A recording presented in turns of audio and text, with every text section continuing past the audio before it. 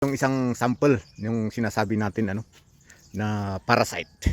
O ito yung itinanim ng mga ibon o kaya hangin na in which lumipad yung mga buto niya.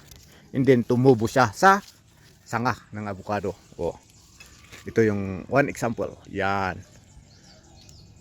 So, ito ay nakikukumpit siya sa resistensya sa pagkain. Imbis na pupunta sa avocado, nakikakain siya. Oh.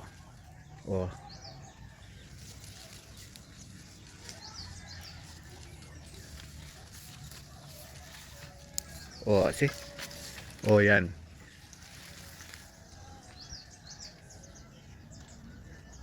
So, hindi natin alam kung saan ang pinakapuno. Ito yung pinakapuno niya. Yan. And then, nagpalabas siya ng mga roots.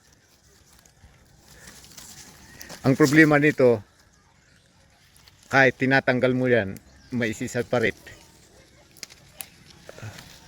Yung ugat niya na pumasok sa loob, darating yung time, maglalabas din yun, mag-i-sprout. Kasi ilang beses na akong nagtanggal dito, yung malalaki, tingnan nyo yun. Yan, mag-i-sprout din yan after ilang buwan. Yan. Yun, talagang pumasok. So, ang talagang dapat gawin dito is puputulin na itong sanga. Ito.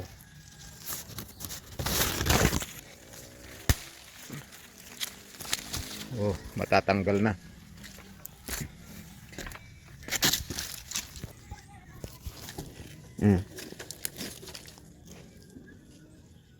See?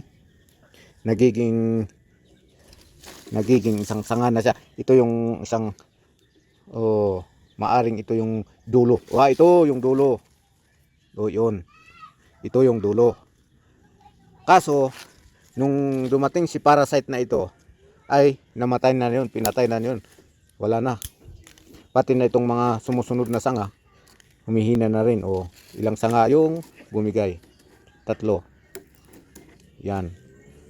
Pinalitan ni parasite. Kaya ngayon, tatanggalin natin sila. At yun, malalaki. Mararami pa. Okay.